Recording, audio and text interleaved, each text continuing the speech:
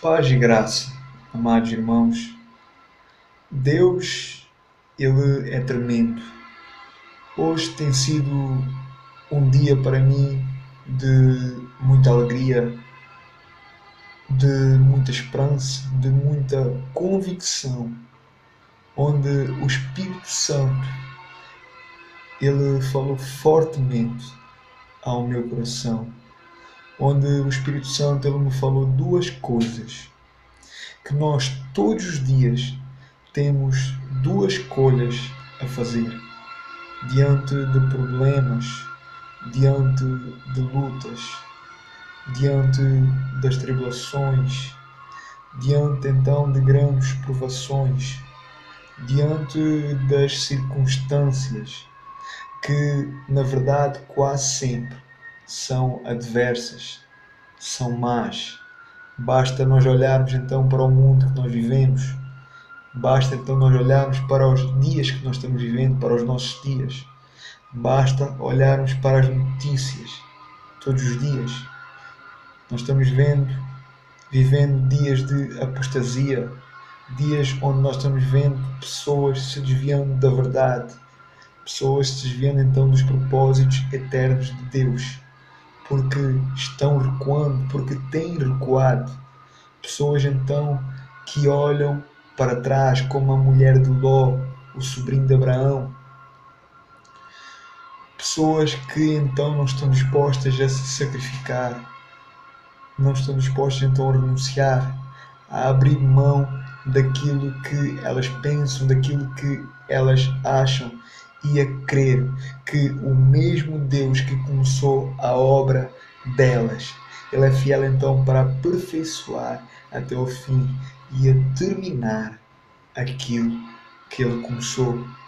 Pessoas que escolhem então o caminho mais fácil, que é sair, que é deixar, que é abrir mão da obra de Deus, abrir mão então da obra de Deus, abrindo mão de Deus, porque as circunstâncias elas são más, esquecendo então que Deus é maior que as circunstâncias, que Deus é maior que as dificuldades, que Deus é maior que os problemas, e que Deus, Ele é fiel. O Espírito Santo, Ele trouxe então à minha mente algo que todos nós sabemos. Não é uma grande revelação, não é mais uma revelação, não é uma revelação nova, porque não é nada de novo. A palavra de Deus diz precisamente isto. Mas o Espírito Santo, Ele sempre nos relembra. Ele sempre traz então à luz. Ele sempre fala então aquilo que nós necessitamos ouvir. Não o que nós queremos, mas aquilo que Ele acha que nós precisamos. E a verdade é que Deus, Ele é soberano. Ele sempre nos dá. Sempre fala então o que nós realmente necessitamos de ouvir. E então o Espírito Santo ele falou algo a respeito daquilo que eu estou vivendo hoje em dia, onde eu não vou partilhar isso no vídeo, mas o Espírito Santo ele me relembrou que eu poderia então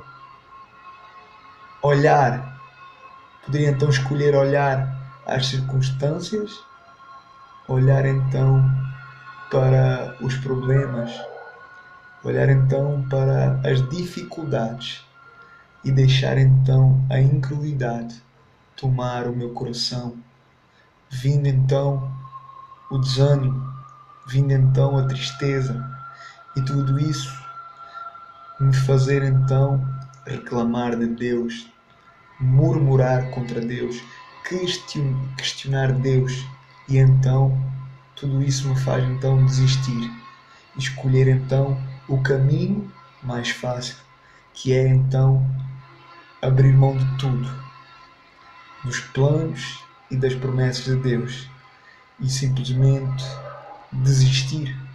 Ou então o Espírito Santo, ele me disse, ou então eu poderia confiar em Deus. Olhar então, não com olhos naturais, não com olhos carnais, mas com olhos espirituais. Focando então os meus olhos, não dos problemas, não das circunstâncias, mas em Cristo, na rocha. Confiar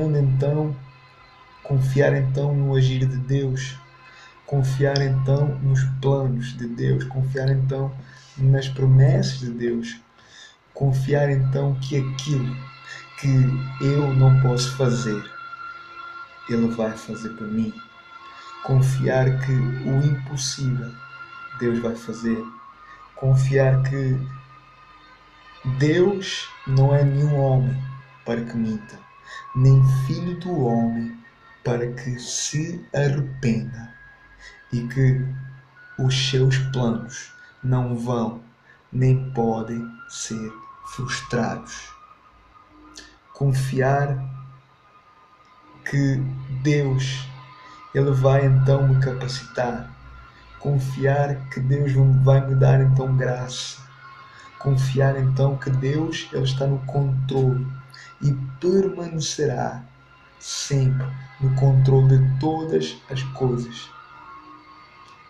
A verdade é que nós temos duas escolhas, que sempre será confiar em Deus, ser grato, dando então graças a Deus, conforme a sua palavra nos diz, independentemente das lutas e dos problemas, ser grato, agradecendo então a Ele e confiando nele, que Ele tem então o melhor para nós e que tudo coopera para o nosso bem, que então em Cristo nós somos mais que vencedores. Ou então nós podemos simplesmente murmurar contra Deus, nós podemos simplesmente questionar Deus, blasfemar contra Deus, negarmos então Deus, amaldiçoando então Deus, o rejeitando e desistindo dele, abrindo mão de Deus e recuar, olhando então para trás. A decisão, ela sempre será nossa. A decisão sempre será do homem, de cada um de nós, porque ele permanece fiel. Nós escolhemos ser gratos, obedecer, ser fiéis a Ele, não olhando às circunstâncias, mas glorificando e dando graças, ou então murmurar por causa das circunstâncias, ou então questionar, ou então amaldiçoar e abrir mão de Deus, abrir mão dos planos, das promessas dele e olharmos para trás, deixarmos e recuarmos. A decisão sempre será nossa. A decisão, ela sempre será de cada um de nós. Eu, Fábio, decidi confiar. Eu decido então agradecer a Deus. Eu decidi então dar graças a Ele. Eu decidi então olhar para Ele. Eu decidi então prosseguir o alvo, que é Cristo, a esperança da glória. Como o próprio apóstolo Paulo, ele fala em sua carta aos Filipenses, no capítulo 3, do versículo 13 e 14, quando o apóstolo Paulo diz: Irmãos, quanto a mim, não julgo o que haja alcançado, mas uma coisa eu faço, e é que, esquecendo das coisas que para trás ficaram e avançando para as que estão diante de mim, prossigo então para o alvo, para o prémio da soberana vocação de Deus em Cristo Jesus.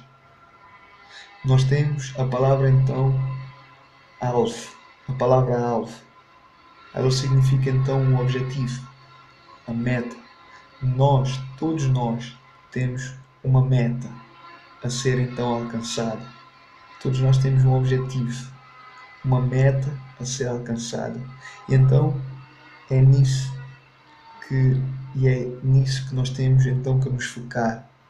focar-nos então nos planos de Deus para as nossas vidas, as promessas de Deus para as nossas vidas. Paulo então está falando aqui que ele decidiu então não olhar para trás, mas olhar sempre para a frente. Então nós precisamos olhar para a frente. Nós precisamos então continuar e olhar sempre para a frente. Sempre olhando para a meta, para o objetivo, que é então chegar até o fim. O que significa então o fim? A nossa salvação. Chegar então à nossa salvação. Prosseguindo então o alvo da soberana vocação, que é Cristo Jesus. Então, nós precisamos nos segurar nisto. Prosseguir então Cristo, prosseguir então o alvo, a meta, o objetivo, perseverando então nisto até o fim, em nome de Jesus. Porque se recuarmos, segundo a Bíblia, Deus diz que se nós recuarmos, a sua alma não terá prazer em nós. Se nós recuarmos, Deus diz que a sua alma não terá prazer em nós. Amém? Vamos então orar. Vamos fechar então os nossos olhos, em nome de Jesus. Pai, nós te louvamos, nós te glorificamos, ó Deus, por mais um dia, pela tua eterna palavra, pelo teu eterno amor, pela tua misericórdia, e mais um dia.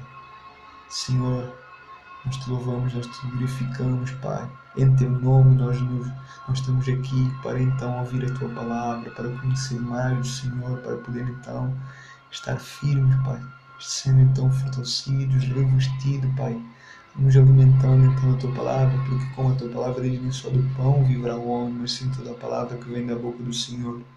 Por isso nós estamos aqui para ouvir a tua palavra. Por isso nós precisamos de ti, por isso nós rogamos ao Espírito Santo que fale connosco, que venha falar então aquilo que nós necessitamos ouvir, aquilo que nós precisamos ouvir, não aquilo que nós queremos, mas sim aquilo que o Senhor tem a falar. Que os teus planos prevaleçam neste dia, que a tua vontade seja feita e que o teu reino se manifeste. Em nome de Jesus. Amém. Glória a Deus. Amados, então, ontem, no capítulo 10, que nós estudamos, nós vimos então os primeiros gentios a ser salvos, a ser alcançados. Vimos então a família de Cornélio, os amigos de Cornélio então recebendo e aceitando o sacrifício de Cristo e sendo então batizados e recebendo então o batismo do Espírito Santo. Hoje nós vamos estudar no capítulo 11. Hoje no capítulo 11 nós vamos ver então o apóstolo Pedro explicando então aos discípulos de Cristo que estavam em Jerusalém o que aconteceu então em Cesareia, sobre então o grande avivamento que aconteceu, o grande mover do Espírito Santo então ali, porque eles rejeitavam a ideia que os gentios também tinham parte na cruz, também tinham parte então na salvação, porque eles não sabiam ainda então que o propósito da salvação não era somente para os judeus, mas sim para todos. Eles não sabiam ainda que o propósito da salvação era para todos, independentemente se eram judeus ou não. E nós vamos ver então hoje no capítulo 11 que os discípulos de Jerusalém ouviram então a respeito do sucedido em Cesareia, e então eles não estavam a entender como poderia ser aquilo. Pedro então, ele deixou a Cesareia, deixou então a casa e a família de Cornélio e foi então para Jerusalém. Então ele foi lá e ele começou então a contar a todos como foi, como então aconteceu tudo, mostrando então que tudo foi direcionado não por ele, não pela sua vontade, mas pela vontade soberana de Deus. Nós vamos ver também no capítulo 11 a fundação da igreja em Antioquia. Nós vamos ver como se fundou então uma igreja em Antioquia. Nós vamos ver a primeira vez sendo então mencionada a palavra cristão. Vamos ver então quem deu esse nome, quem eram eles? Como são então esses cristãos? O que faz então dessas pessoas ser cristãos? Quais são então as suas obras? Quais são então as suas ações? Vamos ver também no capítulo 11 um profeta chamado Ágabo, o qual então preveu uma grande fome por todo o mundo. Então, vamos começar então o nosso capítulo de hoje, o nosso estudo de hoje. Amém? O capítulo 11, no versículo 1, começa então falando que os apóstolos e alguns irmãos que estavam na Judeia ouviram então a respeito do grande avivamento que houve então em Cesareia, que ouvindo então que alguns gentios, não judeus, tinham então recebido a palavra de Deus, tinham recebido então perdão, sendo então batizados e recebido então o dom do Espírito Santo. E então o versículo 2 nos fala então que Pedro foi até eles. Pedro foi então a Jerusalém e discutia então com eles acerca do sucedido, acerca então daquilo que aconteceu. E então Pedro falava então com todos os judeus. Aqueles homens, então eles criticavam, eles condenavam Pedro. Eles julgavam Pedro por Pedro então ter entrado na casa de Cornélio em Cesareia, porque eles eram gentios, chamados então incircuncisos, imundos, porque simplesmente eles não eram judeus. E então eles condenavam então Pedro, por Pedro ter ido até eles, por Pedro então estar sentado com eles, por Pedro então ter comido com eles, por Pedro ter estado então com eles. Eles condenavam e criticavam Pedro, eles julgavam Pedro por isso.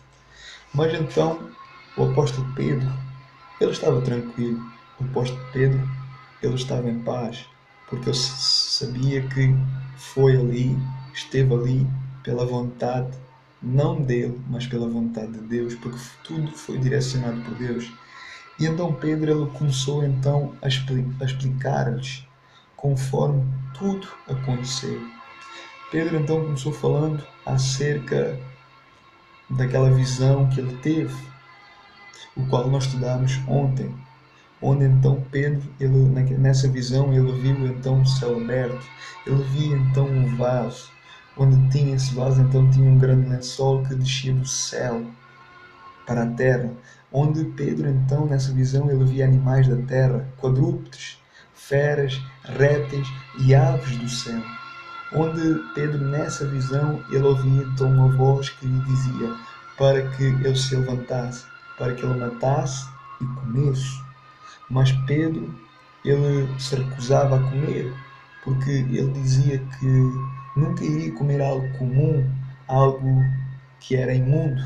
Mas a voz corrigia então Pedro e dizia para que ele então não chamasse imundo aquilo que Deus purificou. Pedro então disse isso para eles, disse que então isso tinha acontecido por 3 vezes e que depois aquilo retornou aos céus e a sua visão então cessou, parou ali. Pedro então continua lhes falando que nessa mesma hora estavam então parados 3 homens juntos então da casa onde Pedro estava hospedado, do Simão o Curtidor. 3 homens então que tinham sido enviados de Cesareia até Jope, onde o Espírito Santo nessa mesma hora tinha dito então a Pedro para que ele fosse então com os 3 homens para Cesareia, para que ele não temesse, mas para que ele confiasse. Pedro até diz a eles que não foi sozinho, mas que levou então com ele 6 discípulos que haviam então se convertido ao cristianismo em Jope. Então eles foram todos juntos para Cesareia e então entrando na casa de Cornélio, o qual já estava então à espera de Pedro, estava então ele, toda a sua família e vários amigos. Pedro então continua falando como aconteceu tudo, o porquê então de Cornélio lhe ter mandado chamar. falando então a respeito da visão de Cornélio, do anjo, onde o anjo então lhe falou então a Cornélio para que ele mandasse então alguns homens ir até Jope e mandasse então chamar Pedro, que estava na casa do Simão Curtidor, que morava então ao pé da praia, o qual então terminou dizendo o anjo para Cornélio que Pedro iria lhe dizer as palavras pelas quais eles poderiam então ser salvos, ele e a sua casa.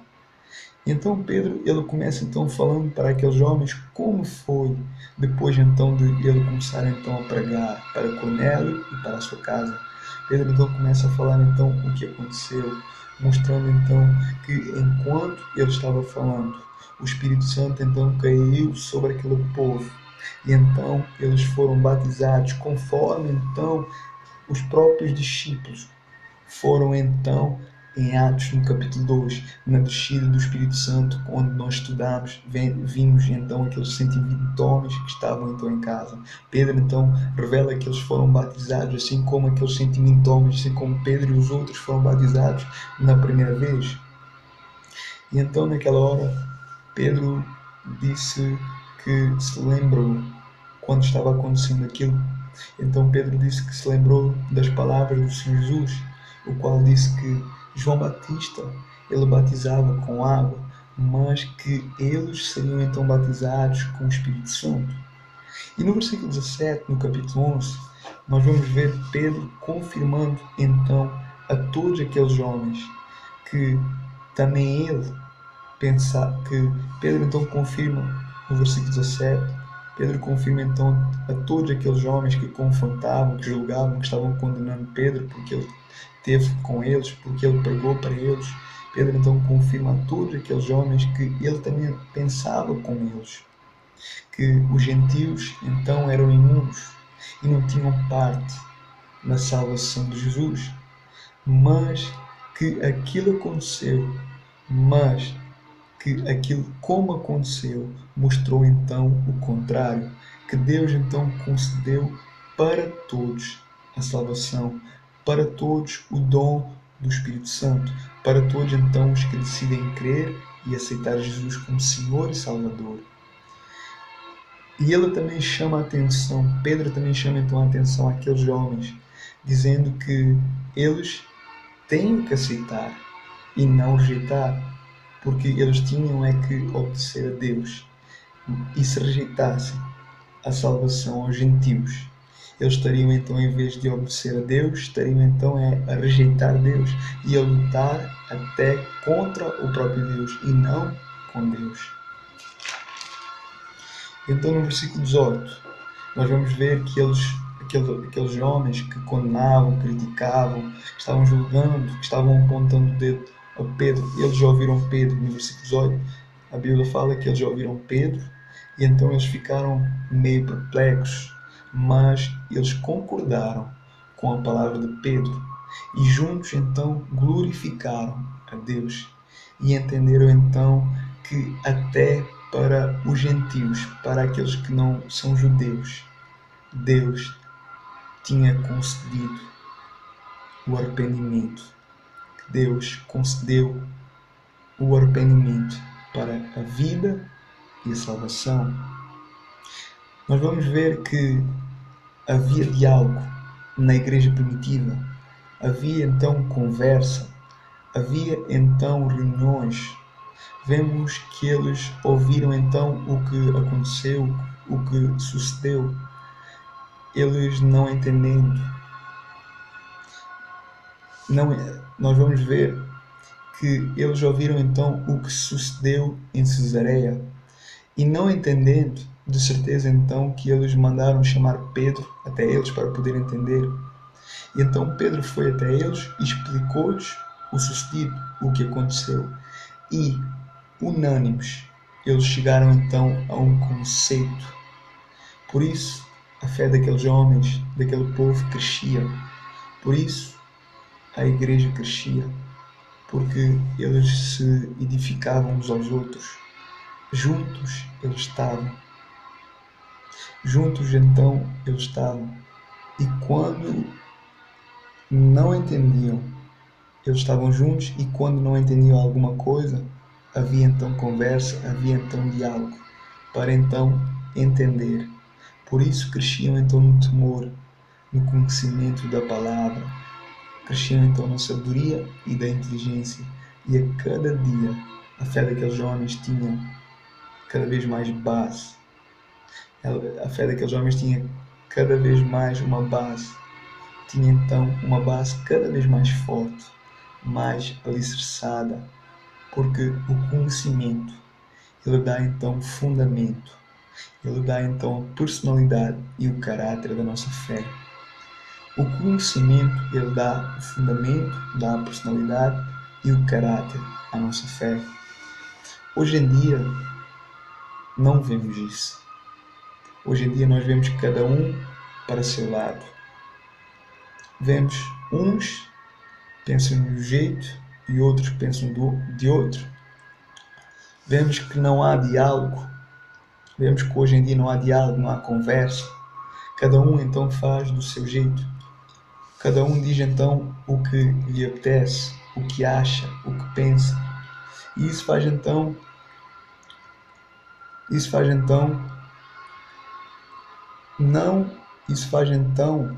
haver contendas, haver rebelião, haver então malicência. Uma pessoa vê então uma coisa errada e em vez de conversar com o irmão, com a igreja, expor então a situação, porque essa pessoa ela poderá então estar certa, mas em vez de falar, ela sai da igreja, ela abre mão, ela critica, ela condena, em vez de amar, em vez de ajudar, em vez de confrontar e exortar em amor, ela faz ao contrário. Por isso, não temos visto crescimento na igreja, por isso não temos visto unidade. Por isso não há crescimento, não há unidade, mas sim desprezo, desunidade. E nós entendemos que tem que haver unidade, tem que haver unidade, tem que haver diálogo, tem que haver então conversa. O povo precisa então chegar a um conceito, porque só assim o povo poderá então crescer espiritualmente, aprendendo então uns com os outros, vendo então os erros que cometem, e então reconhecem e confessam, e para a próxima então já não comete mais. Eu acredito que muitas pessoas hoje, elas fazem muitas coisas mal, porque no fundo não conhecem, por ignorância, por não conhecer então a palavra, por inocência. Por isso então é preciso diálogo entre os irmãos.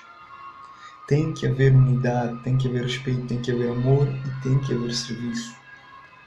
Temos aqui precisamente o maior exemplo, a igreja primitiva, o testemunho e a vida dos nossos irmãos do passado, os quais então deram continuidade ao cristianismo depois de Cristo, os quais então revolucionaram o mundo e deixaram então o seu legado, a sua marca nesta terra que vai então passar. Por isso a Bíblia, a palavra sagrada de Deus, ela menciona esses homens muitas vezes para nós olharmos então para eles, para nós nos basearmos deles, para nós seguirmos eles, porque no fundo é porque então Deus nos ama e nos quer então vivendo da forma que Ele deseja, onde então nós poderemos dar seguimento à sua obra e à sua vontade. No versículo 19 ao 26 do capítulo 11, nós vamos ver então a fundação da igreja de Antioquia. O versículo 19 nos fala então daqueles discípulos que foram então dispersos por causa então da perseguição à igreja, como nós estudamos então no capítulo 7, com a morte do jovem diácono Estevão, e do capítulo 8, que isso então gerou então uma grande perseguição à igreja primitiva, ao povo de Deus, ao discípulo de Cristo. E então nós vamos ver vários discípulos, então eles caminharam, então isso fez então os discípulos dispersar. Então nós vamos ver vários discípulos que caminharam então até a Fenícia, até ao Chipre e até então a Antioquia. E eles foram até lá e então eles davam seguimento ao Evangelho. Por onde eles passavam, eles anunciavam Jesus. Eles proclamavam o sacrifício de Jesus, o perdão de pecados, a salvação. Mas vemos que estes discípulos, nós vemos que a estes discípulos ainda não tinha chegado então a notícia que o Evangelho não era só para os judeus, mas também era para os gentios. Eles ainda não sabiam disso, então eles anunciavam somente o Evangelho aos judeus, rejeitando então os gentios, mas faziam na inocência, porque ainda não sabiam daquilo que tinha acontecido então no capítulo 10, que estudamos então sobre a salvação de Cornélio e da sua casa, salvação então dos gentios, que os gentios então também poderiam ser alcançados e salvos. No versículo 20, nós vamos ver então que essa mensagem de Cesareia, de Cornélio, de que os gentios também poderiam ser salvos e alcançados, chegou então até alguns discípulos, e então os quais entraram então em Antioquia e então anunciavam o Evangelho de Jesus aos gregos, aos gentios, pregando também então para os gentios, começando então a pregar também para os gentios. O versículo 21 do capítulo 11 fala que a mão do Senhor estava com eles, que Deus então era com eles, e grande número creu, e então se converteram ao Senhor Jesus. E no versículo 22 e 23, nós vemos que esta notícia então chegou aos ouvidos da igreja de Jerusalém. E então a igreja de Jerusalém, ela decidiu então enviar o discípulo Barnabé até Antioquia. E quando Barnabé chegou a Antioquia, ele viu então aquilo que Deus estava fazendo ali. E então Barnabé, ele se alegrou muito e então exortava então o povo em amor para que todos então permanecessem no Senhor com todos os seus corações. Barnabé então chegou a Antioquia e viu então aquilo que Deus estava fazendo ali, aquilo que Deus estava fazendo. Então Barnabé, ele sentiu uma alegria muito grande, ele se alegrou muito e então ele decidiu então exortar o povo para que todos permanecessem então no Senhor com todos os seus corações. Barnabé, ele era um homem de bem. Barnabé, a Bíblia fala que era um homem cheio do Espírito Santo e de fé. Barnabé, então, ele permaneceu lá. E então ele permaneceu lá e ajudou no trabalho lá na igreja. E muita gente então se unia ao Senhor, o que significava então que vidas se convertiam a Jesus dia após dia, como o versículo 24 nos diz. O versículo 25 fala-nos então que Barnabé, o qual foi enviado de Jerusalém para Antioquia pelos apóstolos, pela igreja primitiva, o versículo fala então que Barnabé, ele partiu então para Tarso, para buscar então Saulo, aquele que foi então durante muito tempo um perseguidor de Cristo, da igreja de Cristo, mas que agora então era seguidor e mensageiro de Jesus. Nós vimos então no capítulo 9, há 2 dias atrás, que os judeus de Jerusalém, eles queriam então matar Saulo, por causa então da sua conversão, por causa então que ele agora acreditava e pregava sobre Jesus. Então nós vimos que os apóstolos, eles souberam então da vontade, do plano dos judeus quererem matar Saulo. Então nós vimos que os apóstolos souberam e então para proteger Saulo, enviaram então ele para Tarso, para então a sua cidade. E sabemos então que Saulo foi então para a sua cidade, o qual então estava lá em Tarso. Não sabemos, a Bíblia não fala quanto tempo Saulo esteve então em Tarso, mas de certeza que Deus estava então preparando Saulo, e com certeza então quando o discípulo Barnabé foi até Tarso para buscar então Saulo então ali já era então um homem mais maduro, um homem mais experiente, um homem com mais fé, um homem então com mais sabedoria, um homem então mais cheio do Espírito Santo.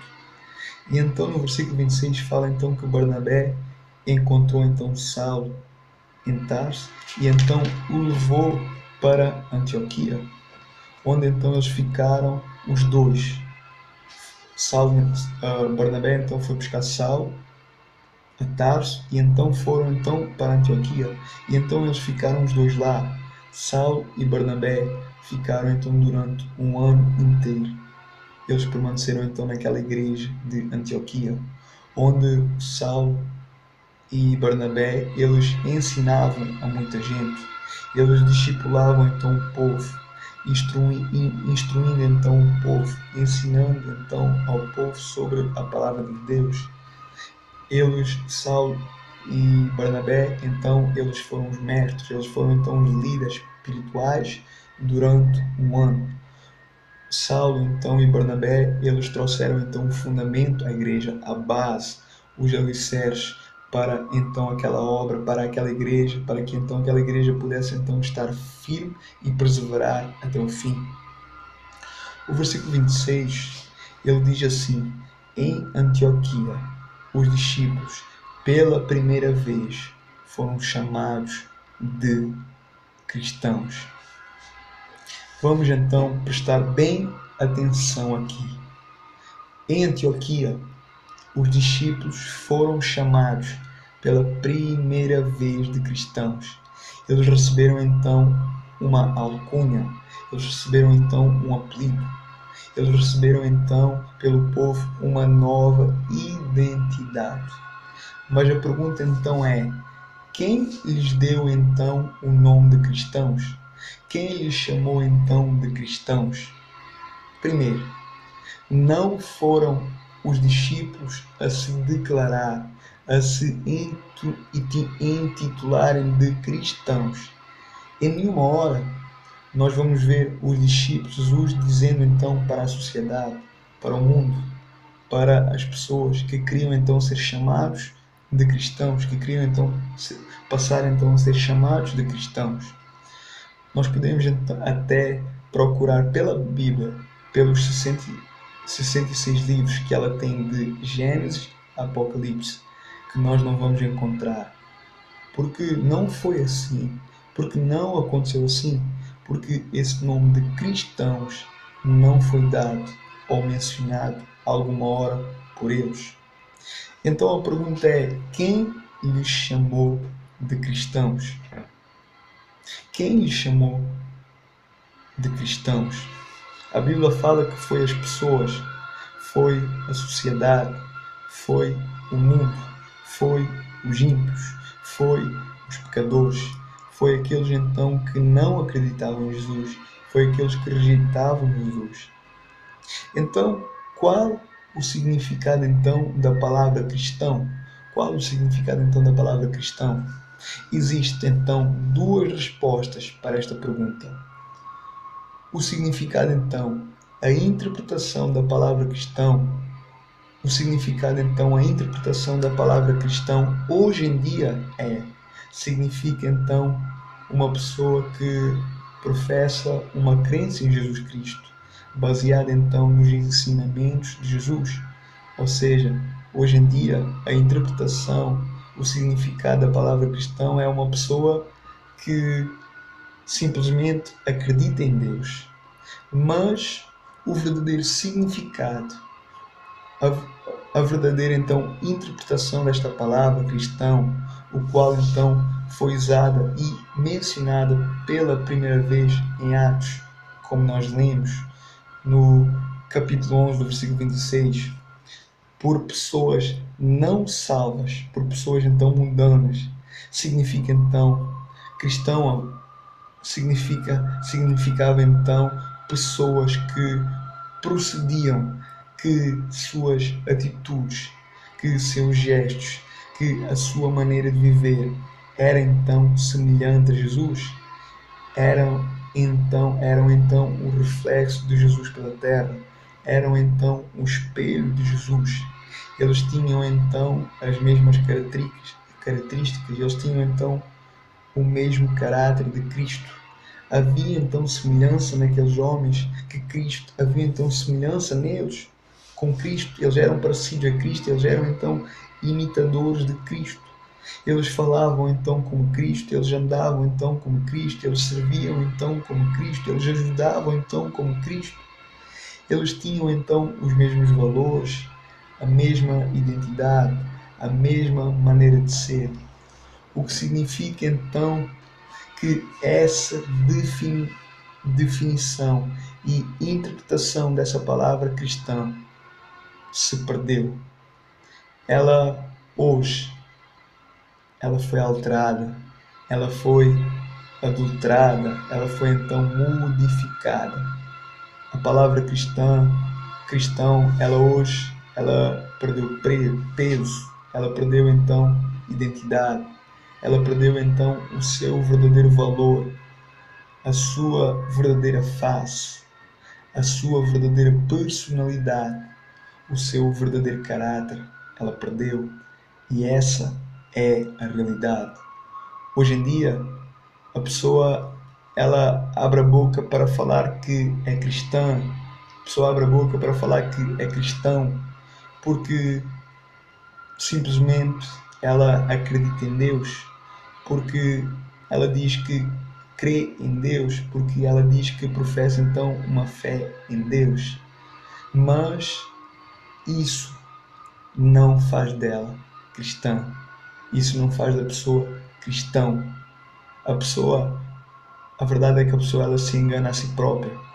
Creio que essa é até uma artimanha de Satanás, fazendo então iludir então as pessoas a se acharem, a se intitularem aquilo que no fundo, aquilo que de facto elas não o são. Amados, ir à igreja não faz de mim cristão, não faz de si cristão. O ser religioso não faz de ninguém cristão. O ser religioso não faz de ninguém ser cristão. O dizer que temos fé e que acreditamos em Deus não faz de nós cristãos, não faz de ninguém cristão. O andar com textos, o ter imagem em casa, o acreditar em santos, não faz de ninguém cristão. Mas a pergunta é, o que faz então de mim cristão? O que faz então de uma pessoa cristã? O que então faz de mim cristão? O que faz então de uma pessoa cristã? A minha própria vida, as minhas ações, as minhas obras, a maneira de falar, a minha maneira de agir, as minhas atitudes mostram se eu sou cristão ou não. O que eu faço tem peso naquilo que eu sou. Aquilo que eu digo perde peso quando eu simplesmente não faço. Sou justificado, nós somos então justificados quando fazemos aquilo que nós dizemos. Se eu amo a Deus, a minha vida e o meu dia a dia precisam então mostrar isso, vai mostrar então esse amor. Minhas obras e ações serão seguidas então como Jesus ensinou, como a sua palavra nos ensina, como Jesus então fazia. Minhas obras e ações, o meu amor ao próximo, vai mostrar então o que eu sou, se eu realmente sou cristão ou não, se eu então me comporto como um verdadeiro cristão ou não. O ser membro de uma igreja, o fazer parte de uma igreja, não faz de mim cristão. O ser membro de uma igreja não significa nada, não faz de mim e de você cristão, não faz de si cristão. Essa é a realidade. Esta é a realidade que todos nós precisamos entender. O versículo ele nos fala que aqueles homens, aqueles discípulos foram vistos. As pessoas viram Jesus naqueles discípulos. Eles viram semelhanças naquele que um dia tinha então padecido e morrido na cruz. Eles viram que aqueles homens, aqueles discípulos, eles amavam aqueles então que queriam o mal deles, que tinham então eles como inimigos. Eles amavam então aqueles que tinham eles como inimigos. As pessoas do mundo, elas viam então que aqueles homens não pagavam o mal com o mal, mas sim o mal com o bem.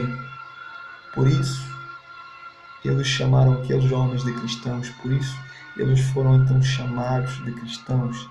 Cristãos vem de Cristo, o que significa então pequenos cristos pela terra, porque tem o caráter de Cristo, porque tem a identidade de Cristo, porque tem então o amor de Cristo, porque agem e vivem como Cristo viveu. Por isso eles foram então chamados de cristãos. Os discípulos de Cristo, eles não se titularem ser. Suas vidas mostraram que eles eram. Suas vidas mostraram então que eles seguiam fielmente Cristo. Por isso, aquela era a recompensa da vida daqueles homens, do testemunho daqueles homens.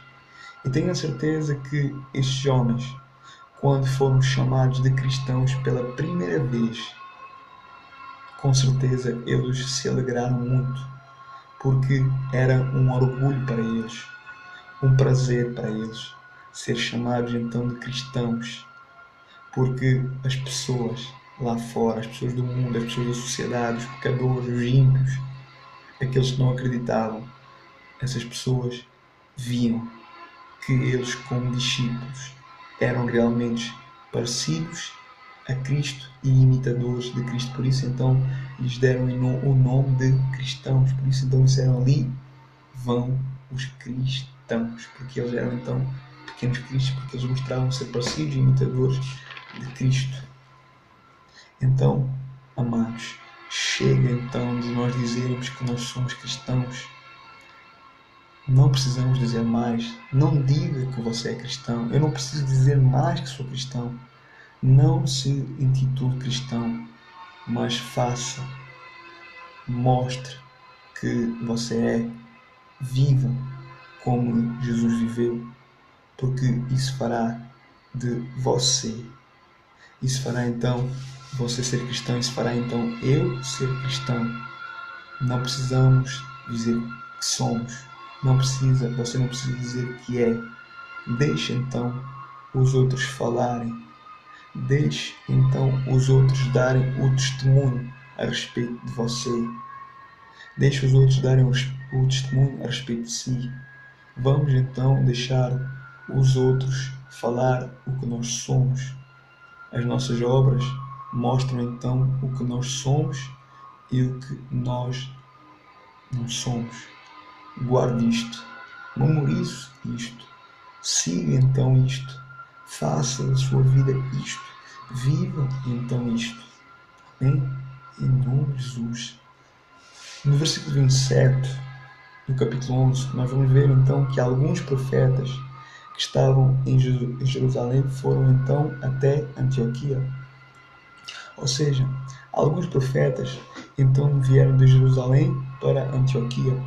Eles eram então homens dotados pelo Espírito Santo com o dom de profecia, mediante então o qual podiam transmitir a palavra de Deus a fim de ensinar o povo, a fim então de exortar o povo e fortalecer as igrejas antes então de serem escritos os livros que encontramos no Novo Testamento. Então estes profetas, eles ajudavam os apóstolos. O versículo 28 fala então de um profeta que veio então de Jerusalém para Antioquia, chamado Ágabo. O profeta Ágabo, ele então, quando chegou a Antioquia, ele transmitiu então uma mensagem de Deus, revelando então um acontecimento que estava então próximo, que iria então acontecer. O profeta então Ágabo, ele falou então acerca de uma fome, acerca então de uma fome que iria então acontecer. A profecia, ela se cumpriu sim no tempo de Cláudio, o imperador romano, do ano então 41 ao 44 depois de Cristo. No versículo 29, nós vamos ver a maneira então como o povo reagiu àquela profecia, daquilo então que iria acontecer. E então a igreja, os discípulos, ouvindo então aquilo, determinaram então mandar cada um conforme então o que pediam, para socorrer então os irmãos que estavam morando na Judeia. A igreja de Antioquia, sabemos então que ela só tinha um ano, porque a Bíblia nos diz isso. A igreja de Antioquia, ela não era rica. Ela era a igreja, então, ela não era rica. O povo não era rico, mas sim pobre. Mas eles tinham um coração rico. No momento, então, mais difícil de fome em todo o mundo, eles pensaram, então, nos irmãos que estavam, então, em Jerusalém. E, então, se uniram. A igreja de Antioquia, então, eles se uniram e, então, enviaram socorro para então os anciãos da igreja, para então a igreja em Jerusalém. Este sentimento de misericórdia e compaixão, ela serve de exemplo para as nossas igrejas, para a igreja de Cristo de hoje. Então, que haja este sentimento de misericórdia e compaixão em nosso coração, de amor, de termos então amor em ajudar as necessidades de cada irmão, porque conforme o apóstolo Tiago, o irmão de Jesus, em sua carta, ele fala então que a fé sem obras, que a nossa fé sem obras é morta. As nossas obras, elas determinam então a nossa fé. As nossas obras, elas fundamentam então, elas dão fundamento à nossa fé. Amados, amanhã é sábado, é fim de semana, depois então vai vir domingo, então só vamos continuar o nosso estudo de Atos no capítulo 12 na segunda-feira, se Deus quiser, porque no fim de semana eu não tenho muito tempo, não tenho muito tempo, mas na segunda-feira nós continuaremos pela graça de Deus. Claro, se Jesus não vier então até lá, porque Jesus, a verdade é que Ele está voltando e a verdade é que Ele pode voltar já neste fim de semana, ao sábado, ao domingo. Por isso é importante para nós estarmos então preparados, prontos, porque a qualquer momento Ele poderá vir. A Bíblia fala que Ele virá, que o dia do Senhor virá então, Ele virá então com um ladrão. Então que nós possamos abrir os olhos, olhar então ao nosso redor, olhar então ao tempo, às circunstâncias, aos momentos, às notícias. Tudo confirma. Os sinais confirmam, a palavra confirma a vinda iminente de Jesus. Então que nós não venhamos a adormecer, porque se isso acontecer, nós ficaremos para trás. E a verdade é que nenhum de nós, com certeza, quer isso. Então, que nós possamos então perseverar, vamos então perseverar e viver cada dia como se fosse o último, em nome de Jesus. O Espírito Santo ele possa falar a cada coração, em nome de Jesus. Deus vos abençoe poderosamente, ricamente, em nome de Jesus. Amém. Glória a Deus.